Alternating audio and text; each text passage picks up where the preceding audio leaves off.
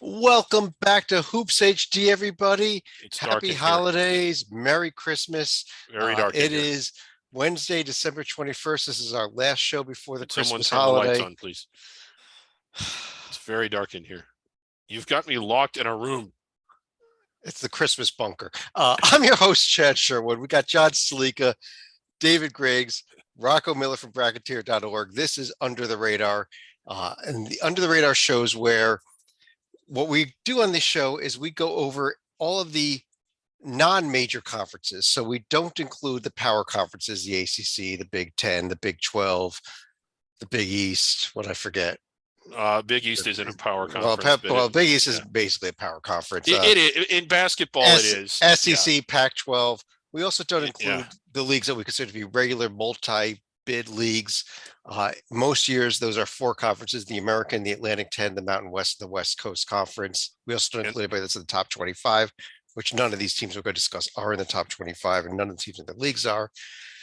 But we're going to do something very special tonight because of the Christmas holiday. We're going to do something, a couple of things We've never done before. We've ever done before on the Hoops HD report. We are going to a couple different things that you've never seen before tonight. But the first one is we are going to start out with our feature conference. I don't think it's a big surprise. We do that every week, Chad. What it is, but what feature conference it is a newcomer to the Under the Radar show for the first time in Hoops HD history. We would like to welcome the Atlantic 10 Under the Radar. It got booted off of Monday night's Hoops HD report. It is here. It is ours on Wednesday night for the rest of the season. Welcome A10. Go ahead, Griggs. Yeah, let me start because I like this league. I have a lot of sentimental feelings toward it, and this was not without controversy. I was against it, I'll be honest. But then when I was putting together my Under the Radar top 10 tonight, which the A10 was eligible for, and I had none of these teams on it, then it finally started to make sense that maybe this year, not permanently, but maybe this year, this is where it belongs. There are some stories in this league, and I kind of hate that it's getting demoted, so to speak, because the story of Fordham being the league frontrunner is just so good, and so is Duquesne. Seeing Fordham in the NCAA tournament is so preposterous. I mean, it's like seeing it snow on the 4th of July. But it might actually happen. This is a fun team to watch. You see, they've been tearing up Tier 4, something that Under the Radar teams typically do. Good wins. Tier 4 at home. Tier 4 at home. What powerful scheduling by Keith Urgo. I mean, it's real impressive. But can they win the league? Could them or Duquesne actually win this league? And Rocco, you're the bracket guessing expert, at least among the three of us. The A10 has no shot at There's getting four of us on the show right now. The four of us. It has no shot at getting anyone inside the bubble. Am I right in saying that? We'll see. I don't think you can fully rule out St. Louis. They've got wins over Memphis and Providence, which are not bad. And the losses aren't bad either. Obviously, losing to Boise at home didn't help, but Boise's in the top 50 KenPom right now. Iona, Auburn, and Maryland, you can live with all three of those, all of them away from home. I do think St. Louis would have to probably have a really dominant A10 record, of course, probably something like I'm trying to remember, it's a 20-game league, right? No, sorry, it's an 18. Yeah, so at 18, they go like 15-3 or 14-4. Definitely could see them getting in as an at-large still. And Dayton's got 5 losses, but none of them are particularly bad. They're playing so much better the last 2 weeks. I think they're if they keep playing the way they're playing, finally getting healthy. I think the Flyers also with a dominant record, their net's going to shoot way up. They've got a shot too. I think outside of those two, everybody else is in one bid territory. Yeah, and Rocco, that's my big problem with both these teams. The question is where are the wins going to come from, especially for Dayton. Nothing in the top three quadrants, and there's no opportunity unless St. Louis's net goes up. And the only way St. Louis's net's going to really go up the rest of the way is by beating Dayton. So right. They're almost a catch-22 here where I don't even know if 14-4, like you said, would be enough. I think we might have to look at one of these teams going, 16-2, 17-1 type of situation. Yeah, I mean the road wins.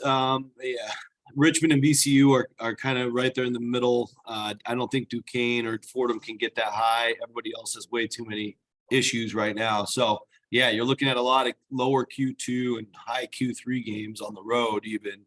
That's not great. I do think wins at Dayton and St. Louis will still matter quite a bit and probably still be quad one. But yeah, it's hard to say, and it would be absolutely weird if we only get one team in. And for the sake of our love for the league and just how much effort goes into this league being good, I would hope they can at least find a way to get two teams in. Yeah. Did you see what Davidson did today? Yeah, they lost. God, I mean, bad. And it's just well, to Davidson, after a very game effort against Purdue, though, to turn around today and lose a home game to Northeastern, it was a sub 300 Northeastern team. Yeah. And then, and Slika, UMass, even we put up on the right there, team we started getting a little faith in. Then, a couple weeks ago, they lose the home game to Lowell, but, they at least have a couple of quality wins on their resume.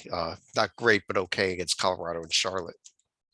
UMass is kind of a weird story in that they're 6-1 away from home, yet they're only 3-2 at the Mullins Center. They even lost their quote unquote flagship status to a UMass Lowell about a week and a half ago. I mean, we really are getting shades to an era when the Atlantic 10 was literally paying networks to get their games on the schedule.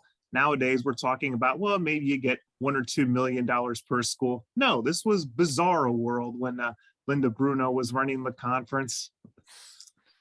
Well, here's the upcoming schedule. Not many games because most teams have the weekend off, although GW actually be in the Diamond Head this weekend. But upcoming games as we are actually getting into some conference play beginning next week here in the league, at least with that Davidson Fordham game, one game there on Wednesday.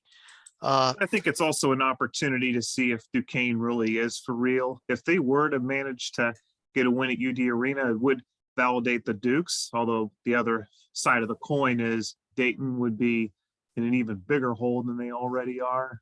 Yeah, thank you. The Duquesne Dayton game, also conference game. It is Christmas coming up this week. I decided that maybe this week we need to have a special treat for everybody, especially in light of events that happen today. And also for the first time, or one of the rare times ever in Hoops HD history, why don't we have two feature conferences tonight? Oh, wow. So in addition to our Atlantic 10, I figure let's throw one more in there and let's talk a little bit of the Ohio Valley Conference.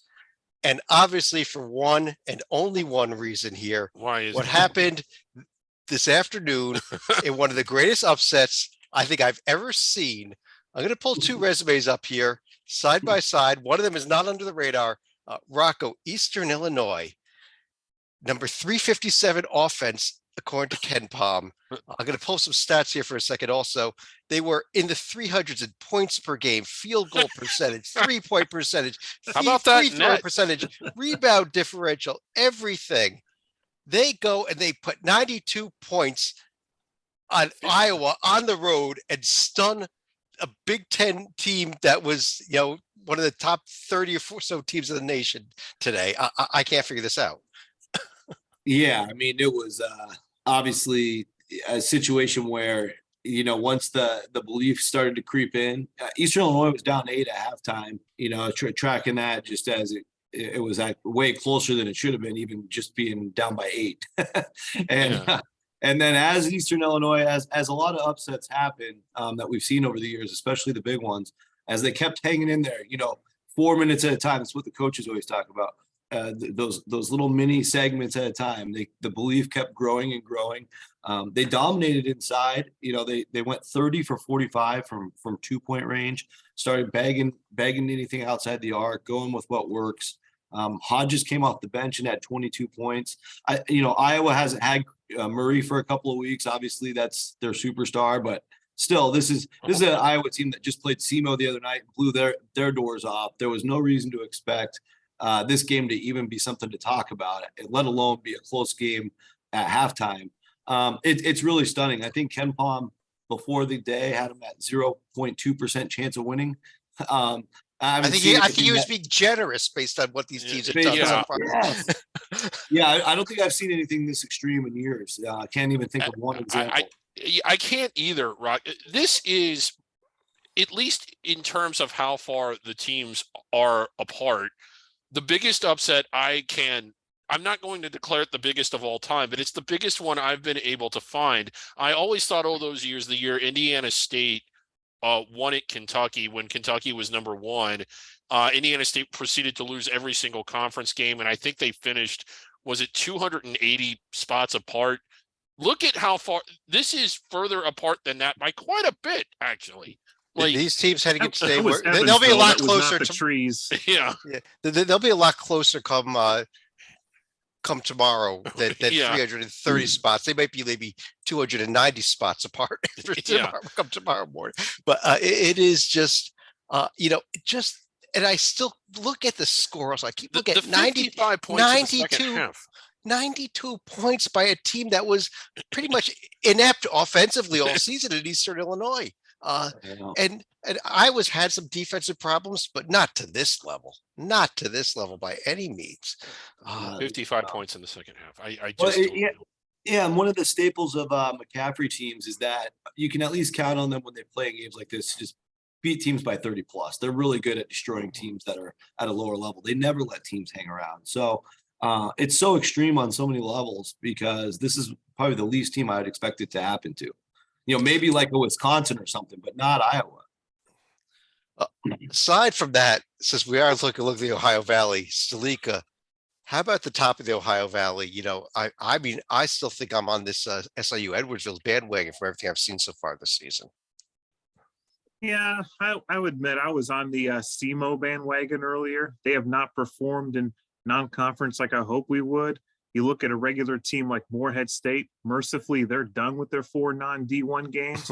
Now, as far as SIU Edwardsville, they did have one of those wins this week that was against a non-D1 power, but they're also a lot higher than what they typically finish and actually creeping towards the top 100 of the net. Yeah, and even though 3 of their wins are non-D1, I kind of like the fact that their net is, I mean, way better than anybody else in the conference here, and I think the rest of the metrics are pretty much in line with that as well. Griggs, as we head into conference play, I think they're the team that I'm at least circling at this point in this league. Edwardsville, absolutely. Nobody else looks like they would even make the D2 tournament. Edwardsville, big test coming up here tomorrow. I think this game is still on, or this one get canceled as well. Rocco, I know you've been tracking this stuff with this storm coming in. It's tonight, isn't it? Oh, that's tonight, actually. I'm sorry. Yeah, that was they're tonight. down by 17 late. Okay. Yeah, but that's at St. Louis, so we can't fault them too much. You're right, but there are a bunch of cancellations, so we may see a few games coming up here. Yeah, the Summit League had quite a few. Yeah. And everybody out there that is in the path of this winter storm, by the way, please stay safe. But let's jump into the rest of the leagues here. Let's go over to the America East. Now we'll start going through things in a regular order here. And Rocco, let me start with you in this conference where UMass Lowell has been the story all season so far. Deservedly so.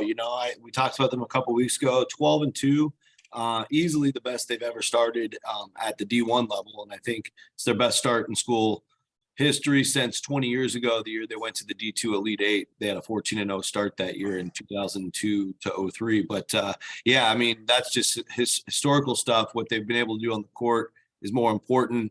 They've got 5 true road wins. I'm really impressed by teams that can go win at other teams' gyms, especially some of these places they go to in the Northeast.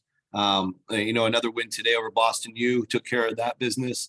And New Year's Eve, they'll start America East play, and their first 3 games are NJIT, Maine, and Albany. Well, they'll be pretty heavily favored to win those 3 before a big showdown on January 11th against Vermont.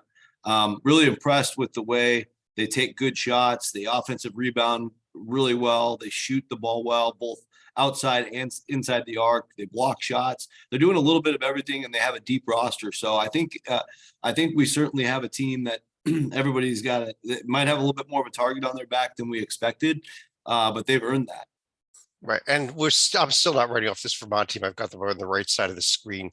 Despite a loss this past week, I guess it was just last night to Toledo, the home loss there. I still think this Vermont team will be right in there all season.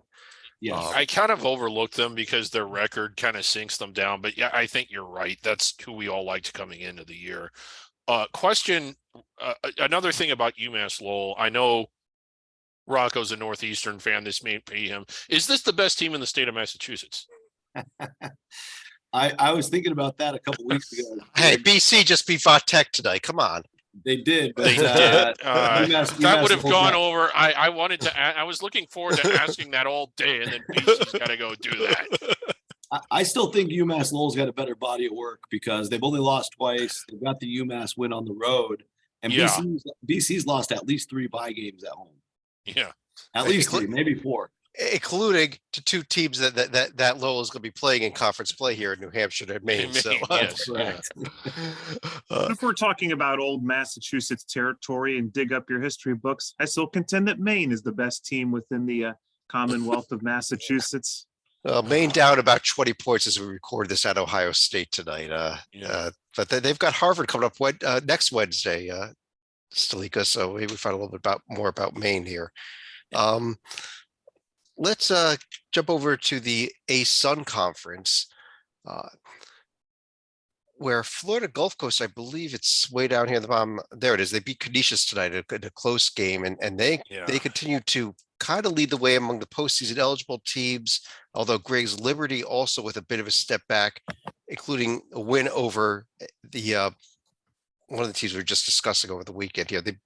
We didn't discuss them, but they beat Bryant, a team from over the weekend here in convincing fashion. Liberty, they're starting to hit their stride. You always got to kind of figure that. So I do think that they'll be right there with Gulf Coast. I thought Gulf Coast at first was not expecting anything of them coming into the year. Then they had the big win at USC, and then it's like, well, maybe that wasn't so big after all. How good is USC? USC is looking pretty good now, and Gulf Coast keeps winning. So if you ask me who I like the best so far, it's Gulf Coast. Another team to keep an eye on that kind of had a big week was North Alabama. Yes. Winning some D1 games, something that they don't really normally do, but getting some, not just, going that win at Davis and Elkins, of course, that we're talking about. It was just huge. They went to Ole Miss, just a stunner. Now an Ole Miss team that I don't think was as good as their record was going into the game, but still to win at Ole Miss for this North Alabama team is absolutely huge. Stalika, though, I think you want to talk about one of the teams in red, but not Queens, who's up on top there.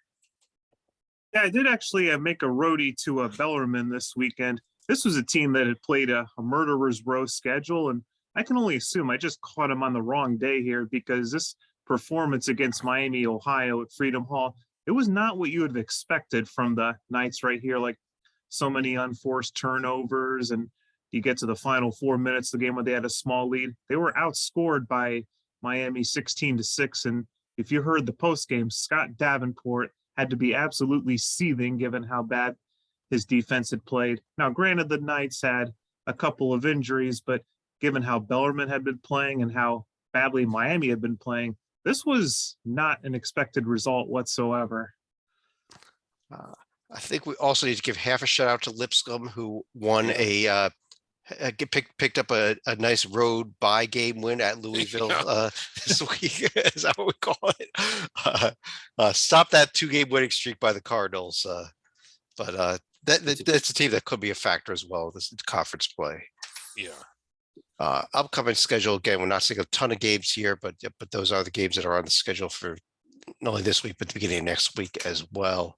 But Stalika, let me go back to you here. Jump over to the Big Sky Conference, which is another league that saw a huge upset win in its favor. Weber State going to Utah State Monday night and picking up a huge win. Yeah, if I'm not mistaken, this had also knocked Utah State from the range of the unbeaten right here. So a big beehive win for the Wildcats, who had been sliding down in recent years here. Another team that's also, Montana State has been the preseason favorite, kind of meandering around 500. Sacramento State continues to surprise a little bit, although they did get a road win at a Fresno State team that's been pretty much a disappointment this year. Yeah, and kind of the traditional powers in this conference in recent years, Rocco, at least have been the Weber State and Montana. Weber State with a big win, and Montana, very respectable appearance last night at Gonzaga. Yeah, they played pretty well at Gonzaga. I think they were up 10 pretty early. Eventually faded away and only lost by 10. So a lot to build off of there. But they came into that game with a 3-game winning streak where they they played a special game down in Texas and knocked off Prairie View A&M in their backyard. They also beat both the Dakotas, North Dakota State, South Dakota State. Usually great wins. Those two teams are down right now, but good for Montana to get on track. They're back towards 500. A contender, I would say, for this league. And Weber State, not only did they beat Utah State, but they also blew out Cal Poly, who I thought was playing pretty good ball. And they went down there and beat them by 30 or so. So that was maybe a turnaround point for this Wildcat program. First year under Eric Duft. He's been a longtime assistant of Randy Ray. And, this team could really take off from here. We don't know yet, but they certainly had their struggles in November. Now turning a new page. Big game coming up here tomorrow night. Weber State's at BYU, and I'm going to jump out a little out of order here. That is not where I meant to jump to at all. How about over here to the Beehive Conference? As Weber, Beehive, yes. As Weber has a chance to make a dominant 2-0 appearance. 2-0 and take control of the Beehive Conference here early, Griggs, if they could pick up this win tomorrow night. Yes. Off of their other win and BYU's win over Utah, which put everybody at 1 loss.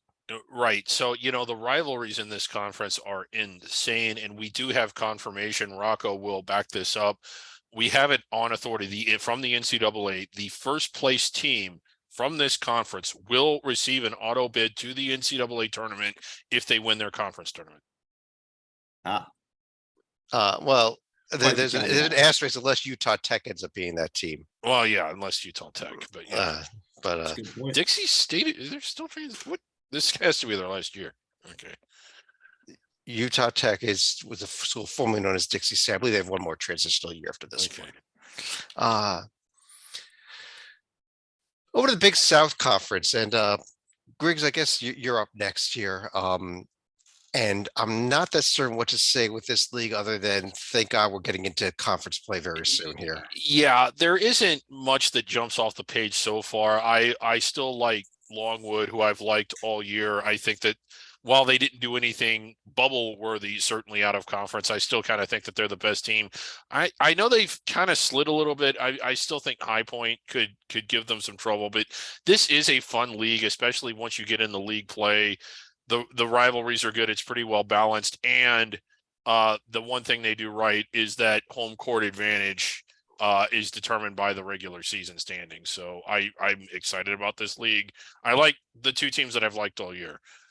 None of those that are playing this week. Nobody's playing this week. Arkansas is blowing out Asheville as we speak. Only one other game, and it's Charleston Southern hosting Kentucky Christian. Let's just jump right over to the Big West here. I don't think the Big South gets as much attention this week.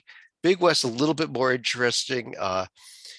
We saw, unfortunately, a lot of losses for this conference this week. Other than UC Santa Barbara actually having a pretty good week with wins at Portland State and over App State tonight. Yeah, beat App State in the Jerry Colangelo Classic. Very cool that both those schools got invited to be a part of that. Santa Barbara just didn't, like we talked about this in the preseason, didn't schedule well enough. But even beyond that, they lost to Northern Arizona and Duquesne. Sadly, that's going to probably prevent them from building in that large case. They just didn't have the opportunities. But 9-2, very strong roster. Mitchell is a ball player. He'll probably win Big West Player of the Year is my pick. But I think Hawaii's really solid. Riverside's dangerous. Obviously, we know Irvine's tough. Bad week for Irvine though this week. Yeah, they've hit a little bit of a skid. They seem to do this every year. Mm-hmm. Right, I don't know what it is, but right before the holidays, they seem to have trouble. And I don't know if that's a coincidence or not. But here we are again, sitting 7-5 with some really good wins, but also some head scratching losses. I thought Cal Poly was playing great until that loss to Weaver. So I'm not counting them out, and Long Beach State should get better. They have not hit their stride yet either.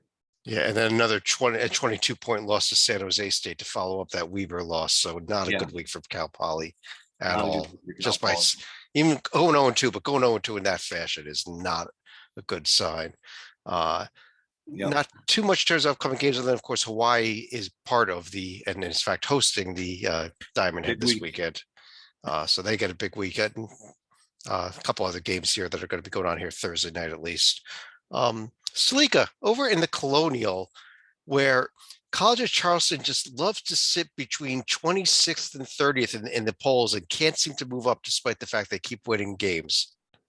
Yeah, it also had to be a weird feeling for Pat Kelsey, the one-time Xavier player. His team actually fell behind the Musketeers as far as the polls were concerned, yet they continue to keep winning and winning against in-state rival Coastal Carolina. It still keeps them within arm's reach of the top 25 right here, even though they did lose a bit of ground in the coaches poll.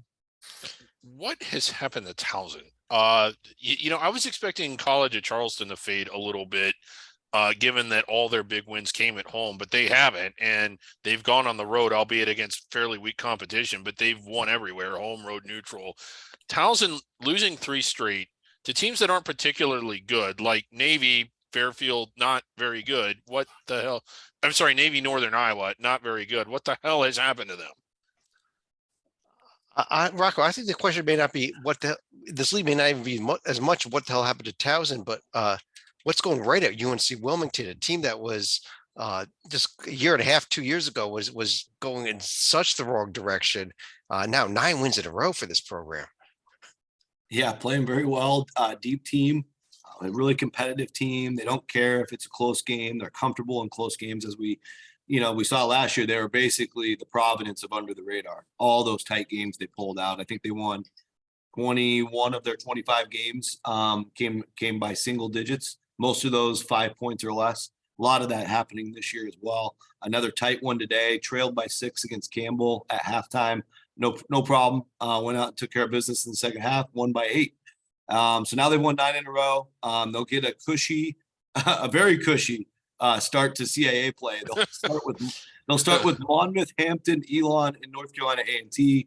All those teams are 260 or worse. In fact, the first 3 are 330 or worse. But 3 out of 4 are on the road, so that could. And you never want to discount a road game in the league, so that is tricky. But if they can get home to those 4 wins, then we've got the showdown with Charleston on January 11th. Well, I'm also taking a closer look at Wilmington's schedule here. They get Charleston twice, but they only get Towson and Hofstra once apiece here. That's going to be a little bit easier, I would imagine, compared to Charleston and Towson. And also Delaware is playing really well right now. They only played Delaware once as well.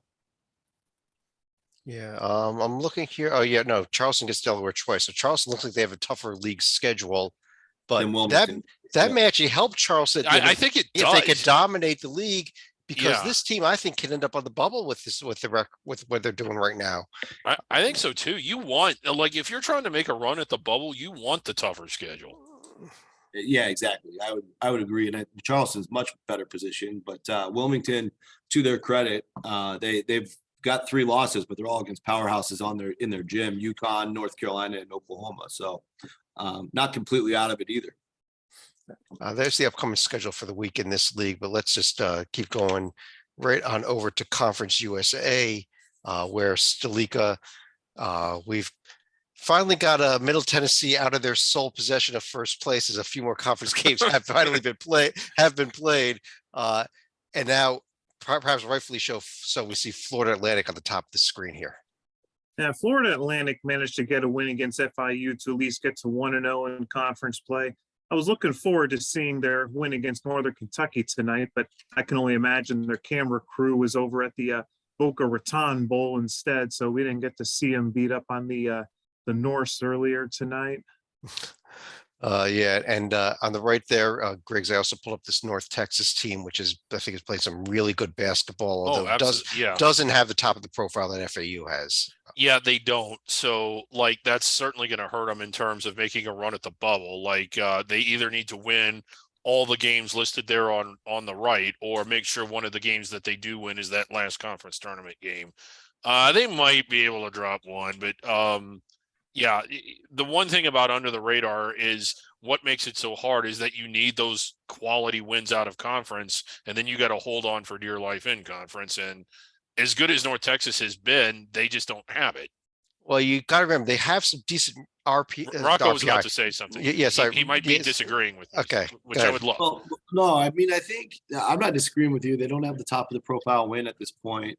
They did everything they could to get games. You know, they beat Grand Canyon and Phoenix at the NBA arena. They beat the hell out of UMass in their backyard by 18. That's super impressive, I thought.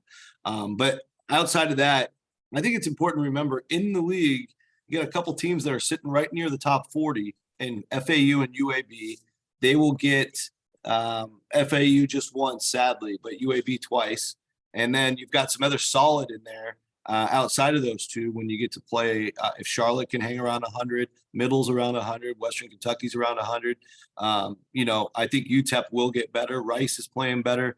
So I think I think when it's all said and done, they're going to get a few more cracks at the egg. And if they have a dominant league year like last year, I think they've done quite a bit here to start building the case. If you assume they win a couple of those big ones coming up in league.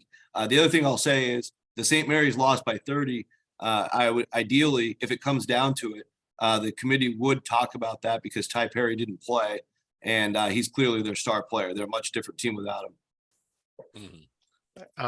There's just a few upcoming games here Thursday night. An interesting Charlotte UAB game, actually. Very good game. Stalika, one of the better games under of the the radar year. game of the day tomorrow, Stalika. Well, it could also be UTEP Kent State, depending on what happens in the two Sun Bowl games right Well, here. Kent State did beat New Mexico State since we started the show here in the one of those games at the Sun Belt. We'll get to that in a few minutes here. A non-exempt thing for the record. The Horizon League, though, Rocco, this might be a conference that maybe thankfully has some conference play, and hopefully we'll be getting back to conference play soon, because I don't know if there's much else to talk about other than how far up Antoine Davis gets on the all-time scoring list by the time he's done.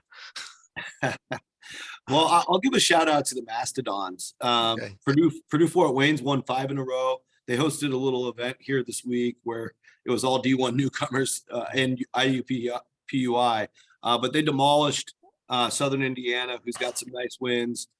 They went to Missouri State and SEMO back to back and blew out SEMO, beat Missouri State. You know, at this level, I thought they've shown some really good signs in the last couple of weeks, especially here in December.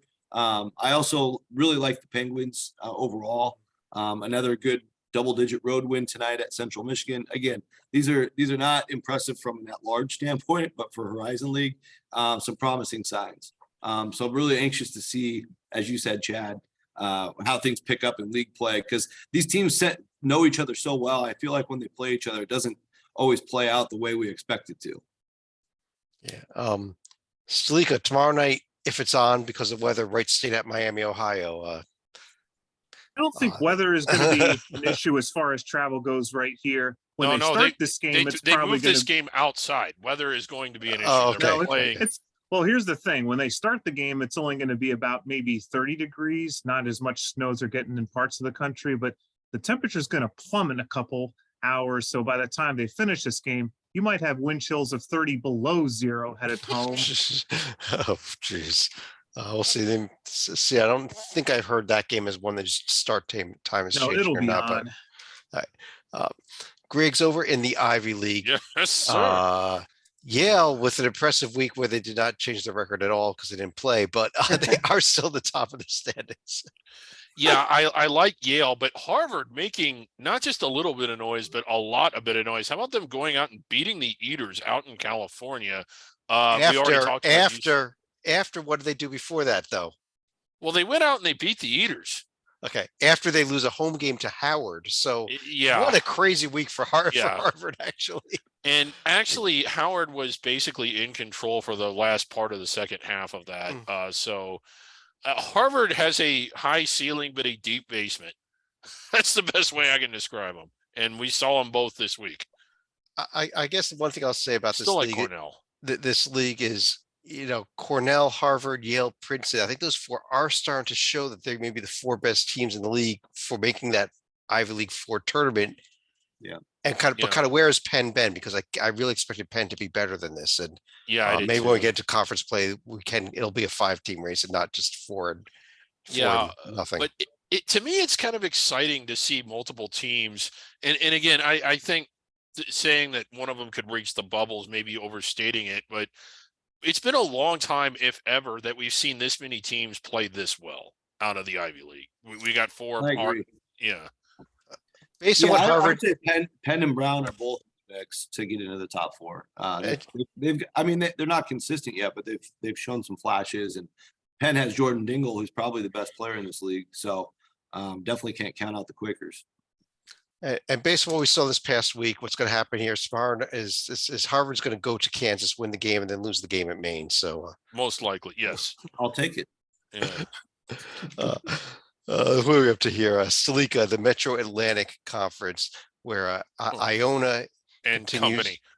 and company. But Yeah. I mean, they began with actually with back on Sunday with Rick Pitino losing to his son Richard in the big game against New Mexico. It is also worth noting that the elder Rick Pitino is still 2-1 against the son Richard Pitino right here. So maybe some hurt feelings for Iona. The other team I do want to say that's been a pleasant surprise here has been Manhattan, who we thought was going to fall apart after the Steve Masiello disaster right before the preseason. Manhattan has fallen apart. Yeah, I mean, they are 2-0 in conference. Their 2 wins were Fairfield and at home. I didn't at realize Marist. I had just wasn't paying attention. I don't think that they actually that either one of those teams is going to be much higher than Manhattan at the end of the day. So I think that might be a false 2-0 Stalika. Yeah. I think Iona blasts through this league.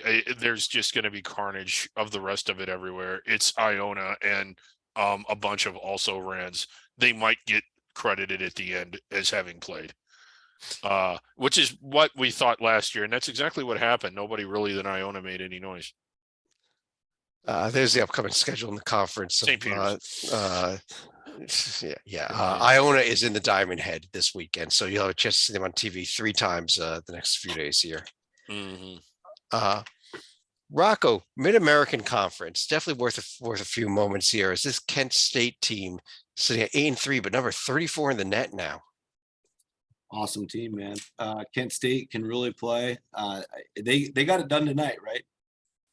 Yes, and they beat New Mexico State since we started this show in a neutral court setting down at the Sun Bowl tournament hosted by UTEP.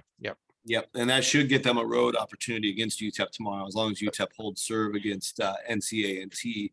But yeah, Kent State's just been nails all year. I think we talked about it. They've 3 losses are against Gonzaga, Houston, and Charleston, all on away games. Charleston on a last-second shot. Houston by 5. Gonzaga, they led with at the last media timeout. They've done almost everything they can besides getting one of those wins. But I mean, this team is so legit and consistent. Yeah. I'd love to see them get that UTEP win and then UTEP have a good year, so it matters. Because these are not easy games to win down in El Paso, basically in New Mexico State's backyard as well. I'm sure that was almost a road feel for them tonight, and they got that win. Yeah, and this that's is more of a de facto home game when you consider how UTEP and New Mexico State fans act toward each other. Yeah. I'll tell you that this Kent State team, especially if they can win this game against UTEP tomorrow, play UTEP and beat them tomorrow night, if they go only with 2 losses in the MAC, but they slip up in the conference tournament, it'll be an interesting case study here because, again, lacking the quality top wins, but a huge volume of wins and good metrics to back that up. Right. So and they've played the top teams in the sport to kind of prove that they can hang, which most teams don't get the chance to show, and they have. But anyway, on the MAC front, I would also just say, watch out for Ball State. I like the way they've been playing 4 straight wins now under first-year head coach Mike Lewis.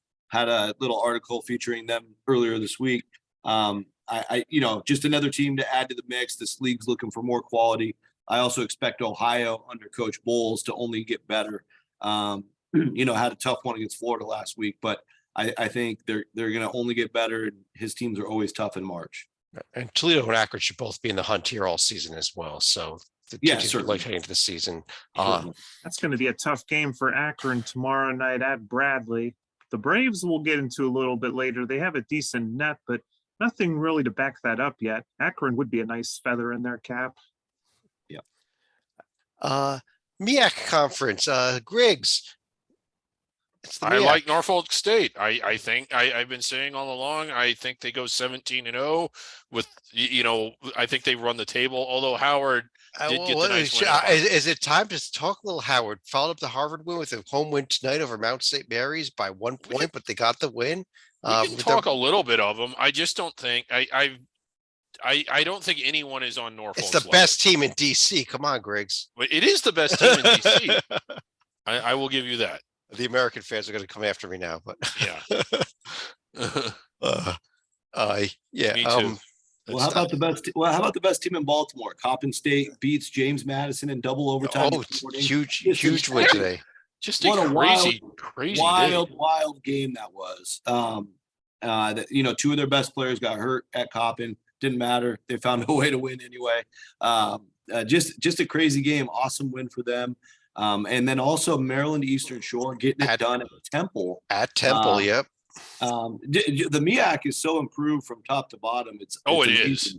And only 2 teams are outside the top 300 now. So, and that's South Carolina State, Delaware State trying to figure it out. But I mean, South Carolina State beat Samford. Yeah, you said they were the best team in Baltimore and not the whole state of Maryland. Yeah. Delaware State's got to do something here. They're one of about 7 or 8 teams without a D1 win yet. But other than them, I agree. This is and Delaware State's had a few chances that they've been in games this season. Not like last year where I think they got blown out of the building every week. There's some of the upcoming games here on the schedule, but let's just jump right on over to Rocco, over to the Missouri Valley Conference, where maybe we got to talk about Drake as the bounce back week. Huge win today over St. Ambrose, playing on short rest after beating Mississippi State last night. Yeah, well, you got to back up what you throw out there, right? Drake got it done in a defensive battle, which to their credit, that's the only way you could probably beat Mississippi State with how physical that team is. But Roman Penn really stepped up. I thought Roman Penn really stepped up in the conference opener that I covered against Indiana State when they lost in the last seconds. But Drake, they've got such a great starting 5, just not much of a bench. In some of these matchups where it's a slower tempo, I think it actually helps them a lot, and that was the key there to beat Mississippi State. Obviously, just a massive win for the Valley, who's been looking for wins. And Stalika brought up Bradley earlier, with the big man, Rink Mass finally healthy. I really love what they have going forward. A little outclassed, of course, by Arkansas over the weekend, but they've won 5 of their last 6. They get Akron tomorrow. I expect them to win that. And back to conference play, and they're 2-0 in the league. So Braves are a big threat, I think, to win the regular season crown. Yeah, Indiana State, who we were praising last week, a little disappointing with the loss, albeit on the road at Duquesne on Saturday. But Duquesne has a pretty good record so far. So there's the rest of the upcoming games in this conference, including Indiana State getting Northern Illinois tomorrow. I like the trees. They're fun to watch this year. They are. Stalika. Well, Chad, just before we move on to the next league, getting back to one of the feature conferences tonight, SIUE came from 17 back and did win on the road at St. Louis. That's incredible. Well, so backing up 2 things. Number one, the Ohio Valley, rightfully one of our co-feature conferences, and the Atlantic 10, rightfully down here on the Under the Radar show. As the one team we wanted to praise in that conference just took a bad loss. All right. So. and now you get to listen to Stalika. He's more fun to listen to than me. Stalika, Northeast Conference the time. best league. The best league. One of our favorite leagues here. And I don't know what we want to say about it, as we are still in non-conference play here. Well, Wagner, you could say they at least win, I guess, another battle of Long Island where they're beating Stony Brook. Granted, they're on Staten Island. Now you look at another win they get against Delaware State last night. So a decent 2-0 week for them right here. I'm not seeing much else to highlight yet. Well, consider that everybody else is Wagner's at 253 in the net, and that's by far the best net in this conference.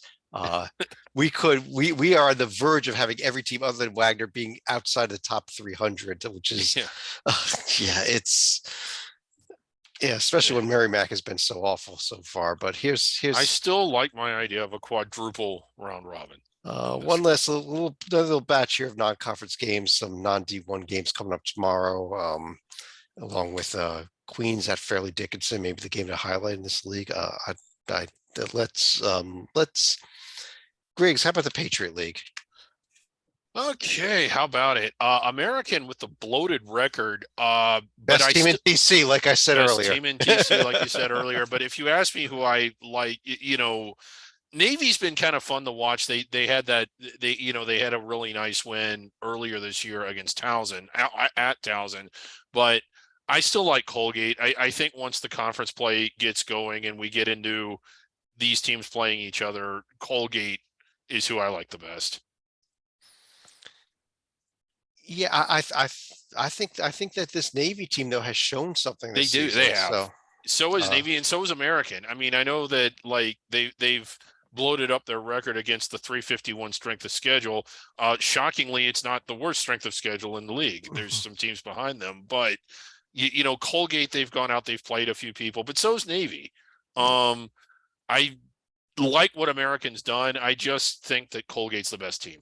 American hosting Siena here tomorrow night. Bucknell at Rutgers Friday. One of the few very small collection of games that are on the schedule for Friday here, outside of the Diamond Head games. Yeah, we're actually going to have a shorter week next week. So Rocco, the SoCon is up next, and conference pretty disappointing by SoC, especially from what we've seen out in recent years so far. But a big win this week. Say that again. But there was a big win this week. Wofford going to Texas A&M. Yeah, I mean, what a funny one that was. I mean, Texas A&M's had some awkward results this year. This might take the cake, but Wofford got a heck of a game at Jackson Pawlowski, the freshman, going for 22 points in that game, 6 boards, 4 assists, and just an unexpected win. Wofford's been through all sorts of turmoil with Jay McCauley being suspended. I don't even think he's been brought back to the program. So that was with the interim coach. A horrible loss at Georgia Southern just a week ago. And so, yeah, definitely didn't see that coming. Big win for the league. Chattanooga, I think, is the best story. Although they fell in the last couple minutes against Georgia, they were tied, I think, with 2 minutes to go, end up losing by, 5 or 6 down the stretch. But Chattanooga's won 6 of 8. They got a great road win at Middle Tennessee. Love the way they're playing overall. Dan Earl, of course, just came over from VMI. Jake Stevens is a matchup nightmare. Very disappointed on the other side on Samford. Mentioned them earlier. Here's a Bulldog program that started 6-0. They've lost 7 in a row, including just not even being competitive at Belmont tonight. And, of course, losing to South Carolina State on Saturday. Really, some soul searching is needed in Birmingham. Perhaps the Christmas break will be good for them. Yeah, they've got they lost to Belmont badly tonight. Yes. Actually, their next game will be hosting Mercer on next Wednesday. So, East Tennessee State was in that game with LSU last time I saw the score, but did go final. LSU won by 4 tonight at home over East Tennessee State. So a little life out of the last place team in the SoCon tonight. So congrats to them.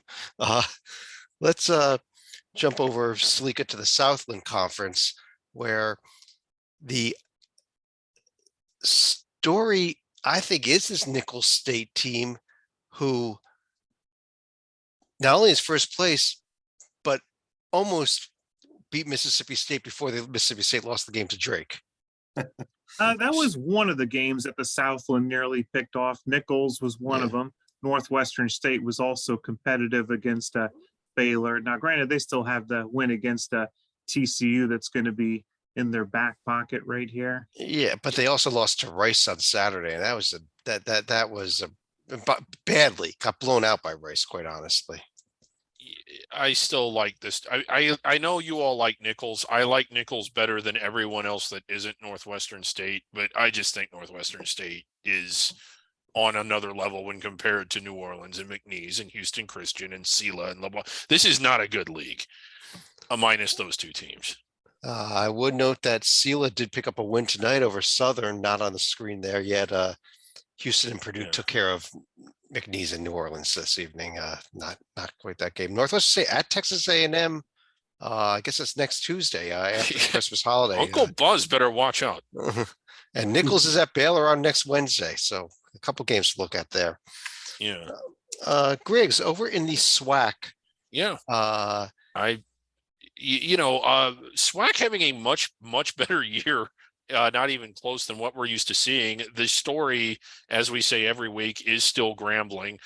We might see both Grambling and Fordham in the NCAA tournament. And what's the temperature in hell right now?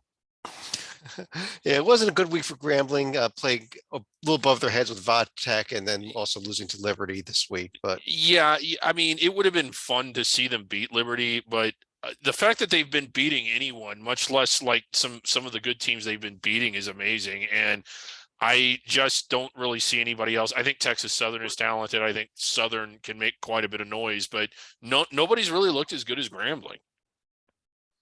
Yeah, I mean, I like what Grambling's doing. They're playing obviously with the big boys, so getting to showcase their talents there. I think there's depth here. I think Southern's a solid team. You got to look a little bit past the record to see that what they got going on, but I like their team a lot. Texas Southern's always good. Prairie View's going to be tough. Alcorn, when they get Bruton back, Bruton's been out the last 2 weeks. I like Alcorn maybe the best. So, SWAC, a little bit like the MEAC, where they've got 5 or 6 quality teams, just way more teams stuck at the bottom to drag the rest of the league down with them. But interesting week for Florida A&M, quite honestly. First they lose to Louisville, which is awful, absolutely awful. But they were actually hung around with Kentucky most of the game tonight, which was amazing. But maybe a bit of indictment on Kentucky, quite honestly.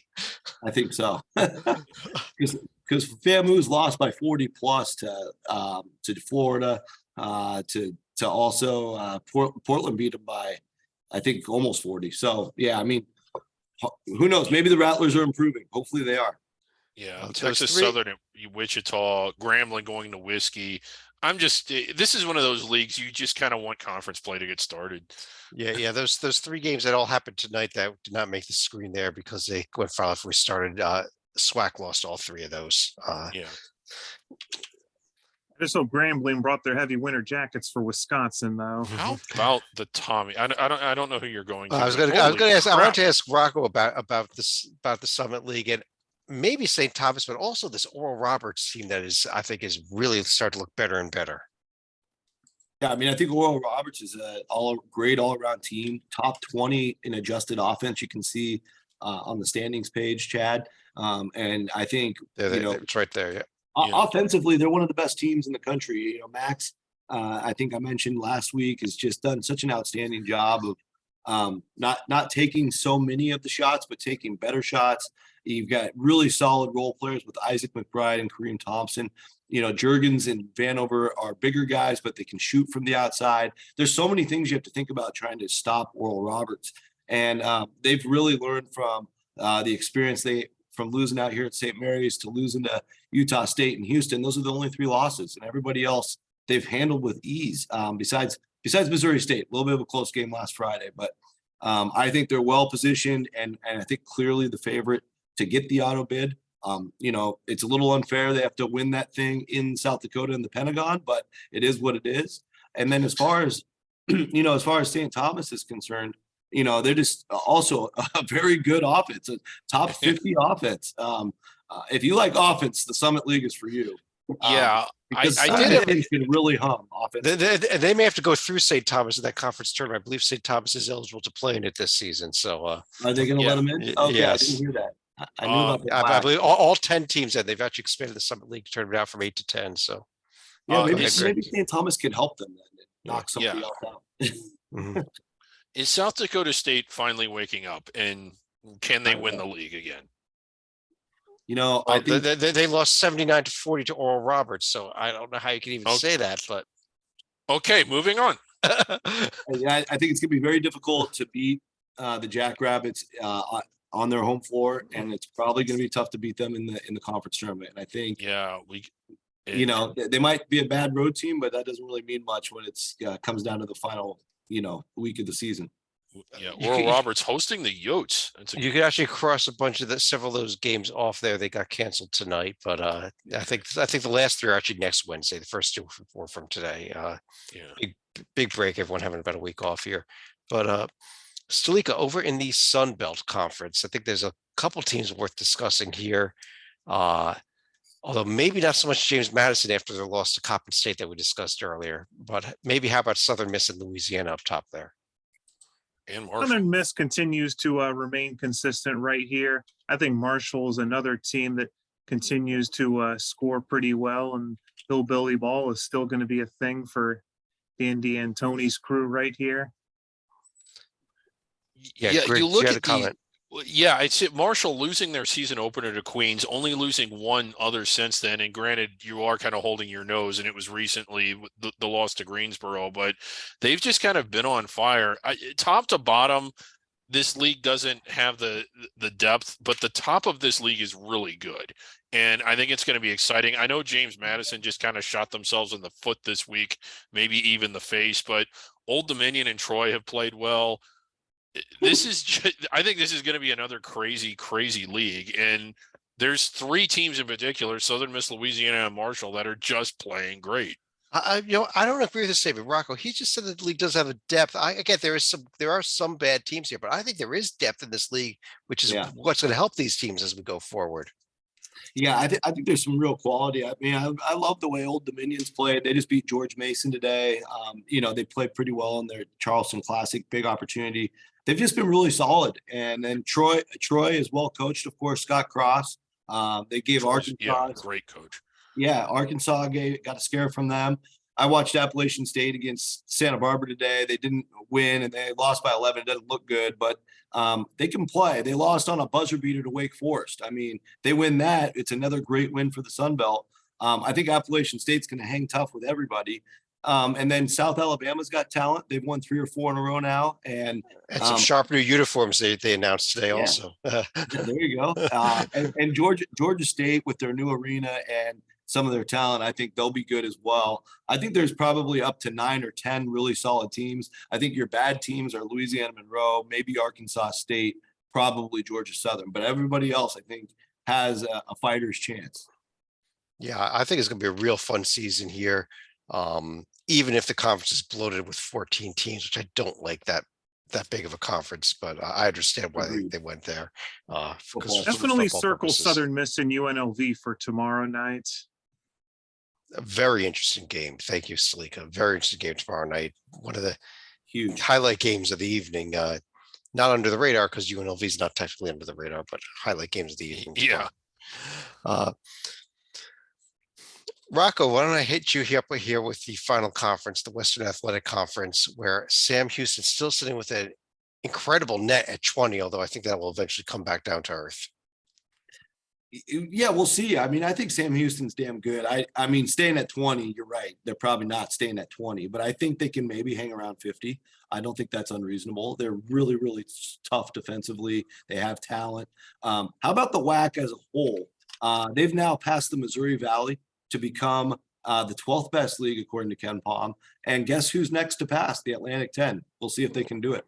But part of that big upswing for the league is the none other than the Wolverines of Utah Valley, who went in and had a huge lead at Oregon last night, held on for a big 5-point win. Utah Valley's now beaten BYU and Oregon away from home to go along with the 2 big road wins at Sam Houston. You have Grand Canyon getting solid base hits for wins themselves. We know Cal Baptist is talented. We know New Mexico State is talented. Seattle U's 8-2. Southern Utah hung with Colorado tonight. I mean, this league is awesome.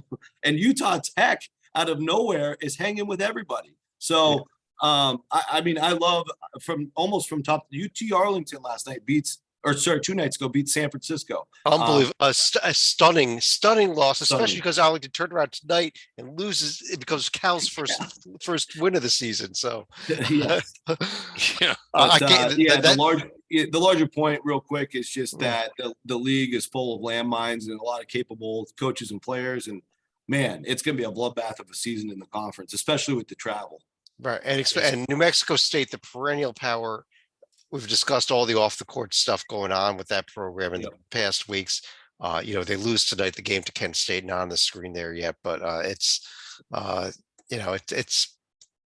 it could be a rough season for them, and because of that off court stuff, and Already has. which makes us a completely wide open Yeah. conference by the time we get to conference play and conference tournaments. This league is awesome. It's going to cause me to lose so much sleep. This is the Midwest. New Mexico State likely getting North Carolina A&T tomorrow, although, unless A&T can pull it, they are up too early at UTEP Yeah. at A&T, so who knows? Seattle, Iowa. Seattle is Great Seattle is in the Diamond Head. They have to get by Utah State. Yeah. The Seattle's more likely to play SMU, quite frankly. Yeah, Griggs, you're right. but, Yeah. And that's what's important this time of the year, the Diamond Head Classic. This week, I'm sure it's going to go opposite. They'll play SMU Yeah. in the winner's bracket. Yeah, probably. Chicago State and Hartford went 0-3 combined this week. All right. They've got Chicago State is at Minnesota and at Ball State. Hartford is going to be out in San Francisco. Anyhow, moving on. To the Front Range Conference. One of our favorite mythical leagues here. We had some action in this league even through tonight, I believe. And Colorado now 2-0 is in first place. Denver and Wyoming yet to play a game, though. Yeah. And then Wyoming kind of a disappointment this year. But at least their league didn't get relegated to under the radar. And we introduced the Front Range this year. We also have our new Back Range Conference. Quick check-in over there, where Arizona State continues to lead the way.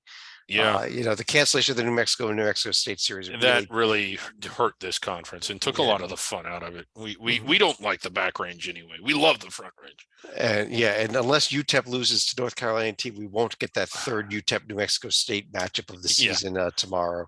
It's still possible, though. Two teams already played twice, though. Yeah. There's the rest of the upcoming schedule among the Back Range. I guess, does that run through all of them? I think it does. It does. Yeah. Oh, top 10 time. Yep. We have a very large top 10. And one more new thing here. We have 13 teams in our top 10 list this week. There was a four-way tie for 10th place. Ties all over the place. Lots of honorable mentions. I was actually shocked. Isn't it stuff supposed to be becoming more clear the further we go on? Okay. We have this. There are so many teams that got votes this week. It was kind of crazy, especially because by this time of the season, things normally get a little more even. But honorable mentions, first of all, included Fordham. Welcome to the under the radar top 10 for the first time ever. Not quite top 10. Louisiana, UC Santa Barbara, Indiana State, Oral Roberts, UMass Lowell, and Liberty. Liberty? Who voted for Liberty? Yeah. It had to be Chad. No, I think that was Rocco, actually. I think he gave him an honorable mention. I put him down as an honorable mention. Oh, okay. Yeah.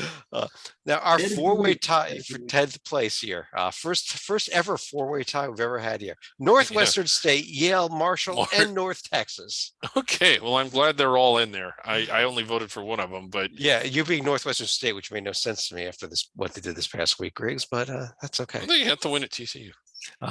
Two-way tie for 8th place between Drake and UNC Wilmington. Drake with a big week. Coming in 7th, we had UAB. UAB, all right. At 5th, we had a tie also between Southern Miss, who we just discussed, and Iona, who has a shot to move way up if they can win the Diamond Head this weekend. Yes, way up. Maybe to number 1. Number 4, we have that Sam Houston team we just discussed with that 20 net at the top of the whack there. At number 3, Florida Atlantic, the team we love at the top of Conference USA, moving way up in the standings here, on their way towards a potential first place spot in the next few weeks. Number 2, it is Kent State, team out of the MAC that we also discussed very highly. And number 1, we've been saying for weeks now that we don't even think they're going to be at the top 10 next week.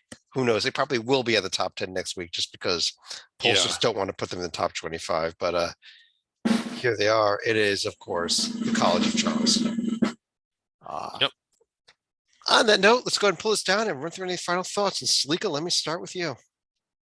I know the puppet likes to sing Diamond Head carols this time of year and go door to door, but I'm going to save my carols for the Sun Bowl Classic tomorrow with UTEP expected to match up against Kent State. So should be a fun matchup. Give the Golden Flashes at least one more opportunity for a decent win before going into MAC play this year. Quick note on some scores here before we go further here. Texas did beat Louisiana team we just discussed, so that's their second loss of the season tonight. And UTEP still tied with North Carolina A&T as we record this. So who knows? That may not come true. First media time. No, they're getting late in the first half, actually. Rocco. Yeah, I mean, I think with the Diamond Head coming up, one of the neat things this year is, at least from an under the radar perspective, is there won't be as strong of a power conference hold on that event as we've seen in previous years. Teams like Seattle U and Iona will have a shot not only to participate, but actually win the thing, which I think is great. So as we talked about, Iona being probably the key team here to keep your eye on. The St. Louis win got a little watered down with another Billiken loss tonight. They've got wins over Bonaventure, Princeton, Vermont, Penn, decent wins, but they don't have any of the big wins. So if you're an Iona fan, you got to take care of SMU. You want to play Utah State in the semis, get that win, and you want to play Wazoo in the final, who's clearly the strongest team from the other side of the bracket, and of course a power conference team. If you could get those 3 wins, your Gales, I think they're back at least on the picture, the radar for an at-large, and of course they have to dominate the MAC. But big week for the Gales. We'll see if that New Mexico loss helps them. Okay. Yeah, I agree with what Rocco said. Again, you hope that these events get in. The winter storm obviously not affecting the Diamond Head, but I hope not. Yeah. But really, I'm just going to leave it at that. Like, happy holidays. This is our last show until after Christmas. And it's important to remember what's important this time of the year, and that is the Diamond Head. I thought again it was DePaul Creighton on Christmas Day. And DePaul Creighton, but this is under the radar. I do also want to take this chance to thank everybody for joining us. Wish everyone a happy holiday. This is actually our final Under the Radar podcast for 2022 as well. We're not going to have an Under the Radar show next week. We will have some type of podcast we'll be recording Monday evening. We will check the Under the Radar box. It's just not going to be a specific show. Do you want to tell them what we're doing, Chad? No, because it's not official HD yet. Boxing Day special. Boxing Day. We'll have a Boxing Day special coming up next week. Yes. But we'll be back with Under the Radar in 2023, beginning that first week of January. But again, have a happy, healthy, safe holiday season, everybody. And we will talk to you again real soon.